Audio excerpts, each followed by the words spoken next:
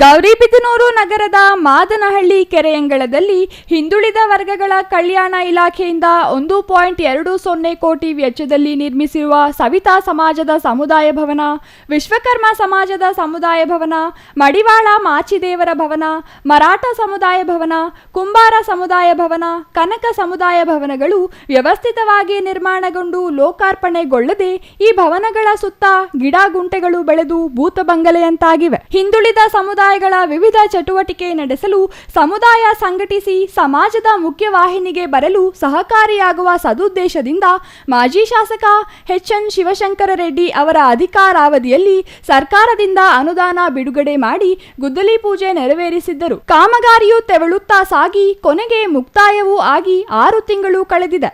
ಆದರೆ ಈ ಭವನಗಳು ಆಯಾ ಸಮುದಾಯಗಳಿಗೆ ಹಸ್ತಾಂತರಿಸುವ ಭಾಗ್ಯವೂ ಸಿಕ್ಕಿಲ್ಲ, ಉದ್ಘಾಟನೆಯ ಭಾಗ್ಯವೂ ಸಿಕ್ಕಿಲ್ಲ. ವ್ಯವಸ್ಥಿತವಾಗಿ ನಿರ್ಮಾಣಗೊಂಡಿರುವ ಸಮುದಾಯ ಭವನಗಳ ಒಳಗಡೆ ಜೇಡರ ಬಲೆಗಳು ಕಟ್ಟಿ ಹುಳ ಹುಪ್ಪಟುಗಳ ವಾಸಸ್ಥಾನವಾಗಿದೆ. ಇತ್ತ ಸಂಬಂಧಪಟ್ಟ ಇಲಾಖೆ ಹಿರಿಯ ಅಧಿಕಾರಿಗಳು ಉದ್ಘಾಟನೆ ಕಾರ್ಯಕ್ರಮಕ್ಕೂ ರೂಪುರೇಷೆ ನಿಗದಿ ಮಾಡದೆ ಮೀನಾಮೇಷ ಎಣಿಸುತ್ತಿದ್ದಾರೆ. ಜನಪ್ರತಿನಿಧಿಗಳು ಇತ್ತ ಗಮನ ಹರಿಸಿಲ್ಲ. ಇದರಿಂದ ನಿರ್ಮಾಣಗೊಂಡಿರುವ ಸಮುದಾಯ ಭವನಗಳು ಇದ್ದೂ ಇಲ್ಲದಂತಾಗಿವೆ. ಹಿಂದುಳಿದ ವರ್ಗಗಳ ಸಮುದಾಯಗಳ ಅಭಿವೃದ್ಧಿಗಾಗಿ ಸರ್ಕಾರ ವಿವಿಧ ಯೋಜನೆಗಳ ಮೂಲಕ ಕೋಟ್ಯಾಂತರ ರುಗಳು ವಿನಿಯೋಗಿಸಲಾಗುತ್ತಿದೆ. ಆದರೆ ಬಹುತೇಕ ಕಾಮಗಾರಿಗಳು ಶಂಕುಸ್ಥಾಪನೆಗೆ ಸೀಮಿತವಾದರೆ ಇನ್ನೂ ಕೆಲವು ಕಾಮಗಾರಿಗಳು ಉದ್ಘಾಟನೆ ಭಾಗ್ಯವಿಲ್ಲದೆ ಸೊರಗುತ್ತಿವೆ. ಇತ್ತ ಸಮುದಾಯಗಳ ಕಾರ್ಯಕ್ರಮಗಳಿಗೂ ಅನುಕೂಲವಾಗದೆ ಭೂತ ಬಂಗಲೆಯಂತಾಗಿ ನಿಂತಿವೆ.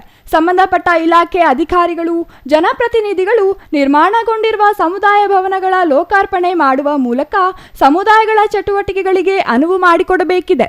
Manjunath, CTV news, Gauribidanur.